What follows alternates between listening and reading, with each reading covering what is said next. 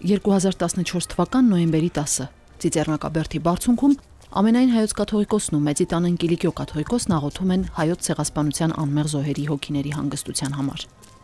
Հաջորդ օրը Մայրաթոր Սուրբ Էջմիածնում սպասվում է պատմական նշանակություն ունեցող եպիսկոպոսական ժողովի երրորդյա նիստը, որի ժամանակ երկու կաթողիկոսական աթոռների ողջ եպիսկոպոսած դասը քննելու է Եղեռնի նահատակների սրբադասման հարցը։ Մոտենում է 2015 թվականը եւ սրբադասումը տարվա գլխավոր արարողություններից մեկն է։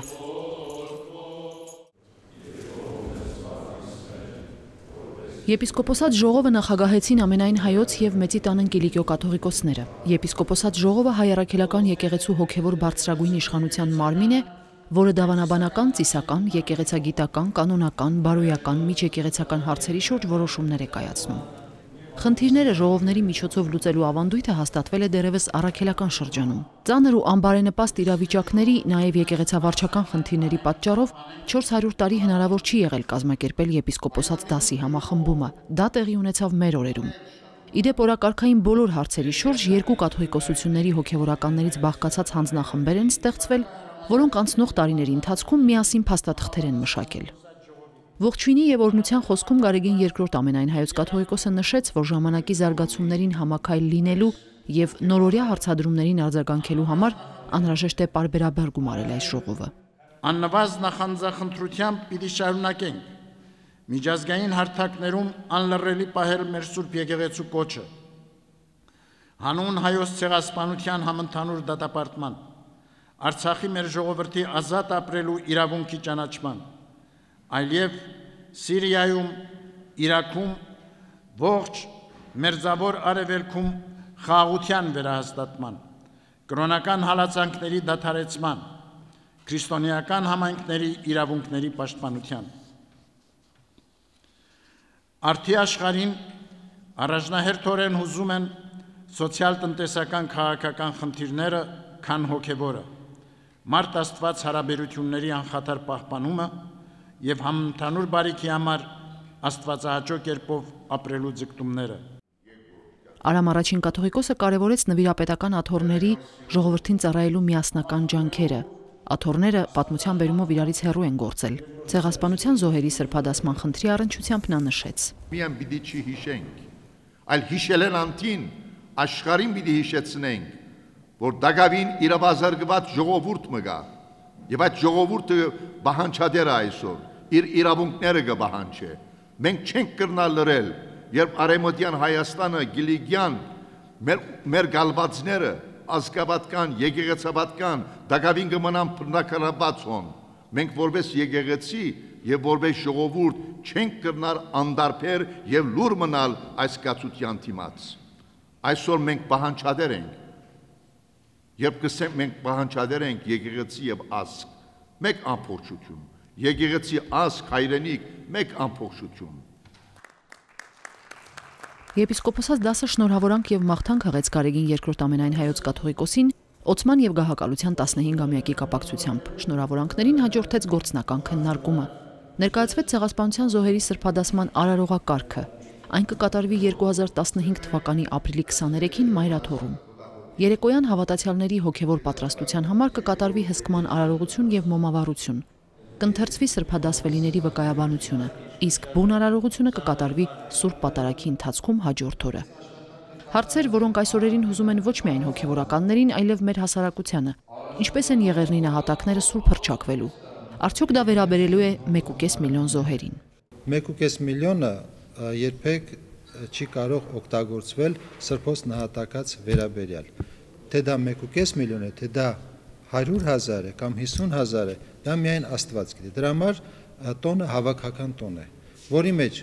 կարող են լինել բոլոր նրանք, ովքեր նահատակվել են հանուն հավատի եւ հանուն հայրենիц։ Սրբադասման հանձնաժողովի ատենապետները նշում են, որ 1.5 միլիոնի մեջ բնականաբար կան մարդիկ, որոնք սրբակենցաղ վարկ չեն ունեցել։ Մյուս կողմից կա նաեւ այն աստվածաբանական դրույթը, որ Քրիստոսի համար նահատակության ժամանակ ներվում են բոլոր մեղքերը եւ նահատակությունը համարվում է ավելի կարեւոր, քան իր ամբողջ անցած կյանքը, որտեղ նա խոստովանել է Քրիստոսին, նա կարող էր փրկվել, կարող էր ապրել, եթե մնար եւ իսլամանար Սակայն նա նախընտրեց հանուն Քրիստոսի նահատակվել։ Մեր պատմության մեջ մենք ժողովական կարգ չենք ունեցած, որի հիման վրա ասենք այս դվյալները լրացնողը սուրբ է, կամ ժողով եկեղեցական ազգային եկեղեցական ժողովը գումարված է եւ ասում է, որ այս սրանից հետո այս անհատները սուրբ պիտի հռչակվին։ Ժողովրդին գամքին մենք ընթարաճած ենք, մեր եկեղեցին ընթարաճած է, եւ սա շատ կարեւոր երևույթ է, հատկանիշ է մեր եկեղեցու։ Մեր եկեղեցու ժողովրդական նկարագիրը ցույց կտա։ Ժողովն ընդունեց հայոց ցեղասպանության նահատակների ամենամյա տոնակատարության ծիսական կանոնը, որը ներառում է շարականի կանոնը եւ ժամամուտը, ինչպես նաեւ հայոց ցեղասպանության նահատակ սրբերի վկայաբանությունը։ Այս փաստաթղթերը վերջնական լրամշակումից հետո կընդունվեն։ Ոչ պակաս կարևոր է սրբոց մասունք ունենալ կամ չունենալու հարցը։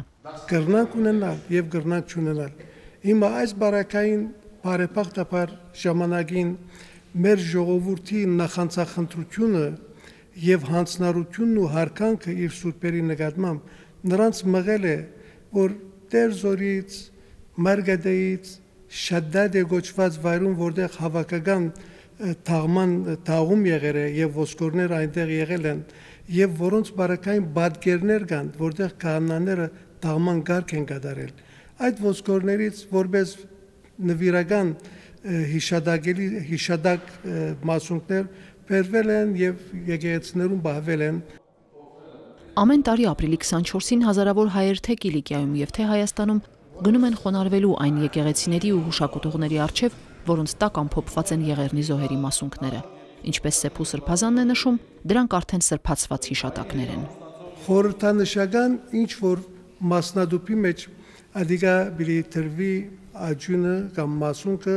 եւ տրվի խորանի վրա, ոչ թե սրբակորձվիլ, այլ մասնադուպը երևի օրնվի վեապար հայրապետների կողմից եւ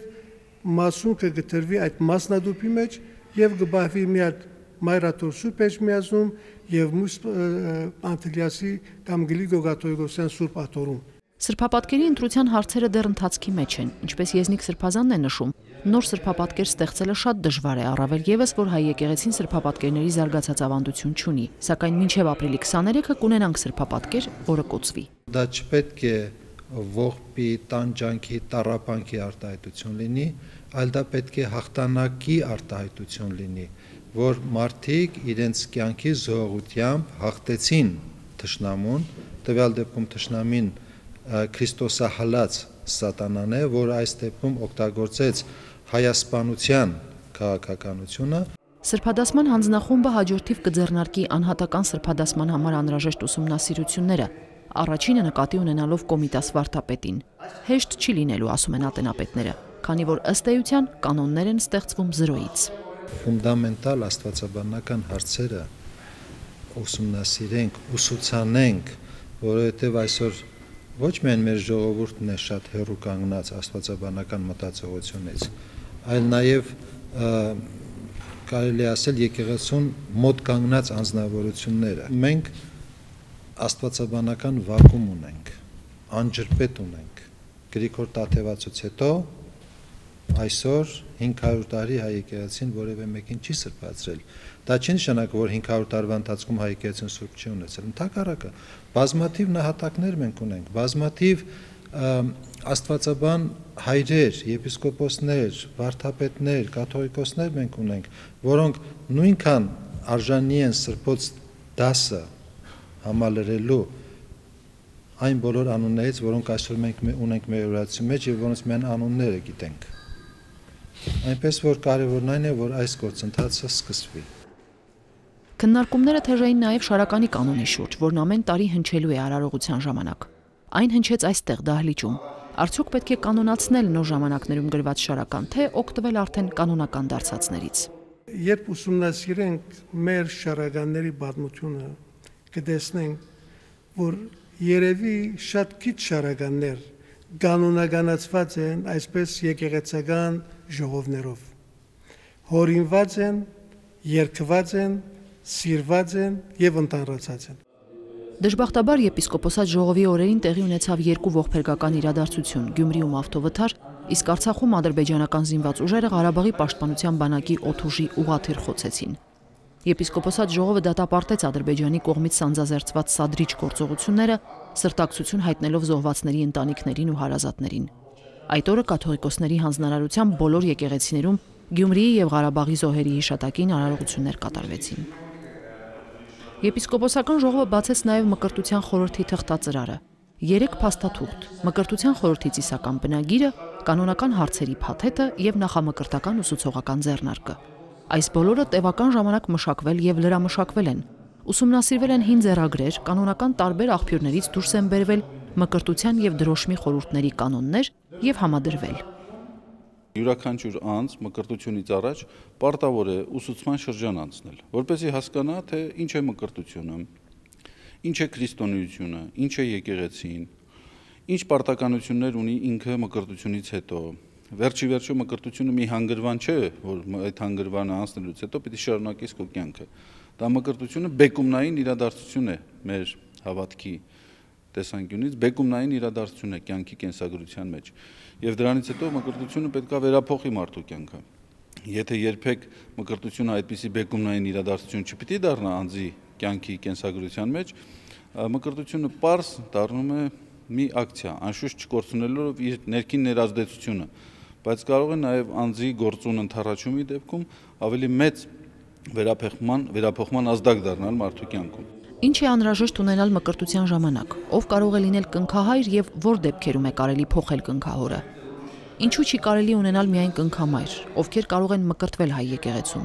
Այս եւ բազմաթիվ այլ հարցեր են պարունակում փաստաթղթերը, որոնք օդ ու ջրի նման անհրաժեշտ են եւ մեր հոգեվորականներին եւ առավելաբար նաեւ հավատացյալներին։ Դրանք ամբողջական են եւ պատասխաններ են պարունակում բոլոր դեպքերի համար։ Ժողովրդի մեջ տարածված որոշակի այսպես մտայնություններ կան, երբեմն ասում են, որ հղի կանանց չի կարելի մկրտել։ Մենք այստեղ շատ կոնկրետ ֆիքսել ենք, որ հղի կանայք կարող են մկրտվել եւ դրանով պտուղը մկրտված չի համարվում։ Երկրորդը կա մի ըմբռնում նաեւ եւս ոչ կանոնական ըմբռնում, բայց չգիտես որտեղից արմատ են ետել։ Ասենք մկրտությունից հետո մկրտյալին չեն կարող համբուրել։ Մենք այստեղ նաեւ սա ենք կարգավորել, ասել ենք, որ ոչ մի արգել չկա։ Հաջորդը մկրտության արարողության ժամանակ մկրտյալի եւ կնքահոր հագուստների վերաբերյալ դիտողություններ կան, թե ինչ հագուստով կարող են անել, քահանան ինչ եկեղեցական զգեստով կարող է կատարել արարողությունը, որ դեպքերում մկրտության արարողությունը կարելի է դրսում անել։ Այս փաստաթղթերով մկրտության ծեսը հայկական բոլոր եկեղեցիներում կդառնա միատեսակ եւ կունենա միևնույն տևողությունը։ Ամենայն հայոց կաթողիկոսի եւ Մեծի տան Անգելիկիո կաթողիկոսի տնօրինությամբ դրանք կառաքվեն թեմեր եւ կգործադրվեն։ Ժողովին երրորդ օրը մասնակցեց նաեւ Հայաստանի նախագահի աշխատակազմի ղեկավար, Հայոց ցեղասպանության 100-րդ տարելիցին նվիրված միջոցառումների համակարգող Վիգեն Սարգսյանը։ Նա մանրամասն ներկայացրեց ցեղասպանության 100-րդ տարելիցի առիթով 2015 թվականին նախատեսվող պետական ծրագրերը, անդրադարձ կատարելով հայ եկեղեցու հետ Հայաստանում եւ Սփյուռքում համատեղ իրականացվելիք միջոցառումներին։ Եպիսկոպոսական ժողովը հանդես եկավ նաև հայտարարությամբ, որը հորդորում է աշխարհասփյուռ հայերին գործուն մասնակցություն բերել 100-ամյա տարելիցի ոգեկոչման միջոցառումներին եւ անմեղ զոհերի սրբադասմանը։ Նաև հրավիրում է քրիստոնյա ողջ աշխարհին աղոթքով միանալու հիշատակի արարողություններին։ Ժողովը կոչ է ուղղում միջազգային հանրությանը վճռականորեն շարունակելու Օսմանյան Թուրքիայի կողմից հայ ժողովրդի դեմ իրագործված 20-րդ դարի առաջին ցեղասպանության ճանաչման եւ դատապարտման գործընթացը։ Իսկ Թուրքիայի Հանրապետությանը ճանաչելու հայ ժողովրդի դեմ գործված ցեղասպանությունը եւ վերահաստատելու մեր ժողովրդի արդար իրավունքները։ Հայտարարության մեջ ժողովը կարևորում է Լեռնային Ղարաբաղի հակամարտության արդարացի եւ խաղաղ կարգավորումը, համաձայն միջազգային նորմերի Լեռնային Ղարաբաղի ժողովրդի ինքնորոշման իրավունքի ճանաչմամբ եւ մտահոգություն է հայտնում աշխարհի տարբեր կողմերում, մասնավորաբար Միջին Արևելքում, Սիրիայում եւ Իրաքում, ինչպես նաեւ Ուկրաինայում չդադարող հակամարտությունների առիթով, որ պատճառ են դառնում մարդկային բազմաթիվ զոհերի եւ ավերածությունների։ Վերջին օրը ձևավորվեց եպիսկոպոսական ժողովի 2016 թվականի օրակարգը, որն առնչվում է ազգային եկեղեցական կյանքում առկա մարտահրավերներին, ծիսական, քարոզչական, կրթադաստիարակչական, սոցիալական խնդիրներին։ Հատուկ գնահատանքի խոսք հնչեց կենտրոնական, սրբադասման եւ ծիսական հանձնախմբերի անդամներին կատարած աշխատանքի համար։ Ժողովը փակվեց Գարեգին II ամենայն հայոց կաթողիկոսի եւ Արամ I Մեծի տան Անգելիկիո կաթողիկոսի օրհնության եւ գնահատանքի խոսքով ու աղոթքով։ Այս ժողովը նաև պատմական ժողովը կարելի է նկատել, որովհետև առաջին անգամ լալով վերջին 400 տարիների ընթացքին մենք որոշեցինք սրբաթասումը կատարել հայոց ցեղասպանության զոհերուն։ Եվ այս գործընթացը մենք պիտի շարունակենք։ Հարաճիգային մենք նաև պիտի սրբաթասենք Կոմիտաս Սպարտապետը եւ այսպես հաջորդաբար վերջին 400 տարիներու ընթացքում մենք ունեցանք սրբագրոն հոգևորականներ եւ աշխարհականներ ու նահատակներ։ Հետևաբար անոնց սրբաթասումը ժողովական կարգով պիտի քննենք եւ արժանի հոգևոր բարձրությունը պիտի կատարենք, որպես եպիսկոպոսատաս զանոնք սրբացնելով մեր ժողովրդի ու մեր եկեղեցվո կյանքներս։ Մշակեցինք եւ ընդունեցինք ծիսակարգ սրբադասման, որով այլևս ուրախությամբ կարող ենք ծանոթել մեր ժողովրդին, որ 2015 թվականին սրբացած պիտի լինեն մեր եղեռնի անմեղ նահատակները եւ որ մեր ժողովուրդ այլևս պիտի աղոթի եւ հայցի նրանց բարեխոսությունը իր կյանքի հայոց աշխարհի համար մեր երկրի մեր ժողովրդի խաղաղ ու ապահով կյանքի համար եպիսկոպոսած այս ժողովը նաեւ արձանագրեց բարի արդյունք ծիսական կյանքի բարեփոխման գործընթացում որթեգրելով ծիսակարգը բարեփոխյալ ծիսակարգը մկրտության խորհրդի եւ այն բացեց ուղին ճանապարհը հայ եկեղեցու կյանքի կազմակերպման եւ բարեփոխման Նելի Ռաֆայելյան, Մեսրոպ Ավետիսյան, Գևորգ Ավագյան, Եկեղեցական կյանք։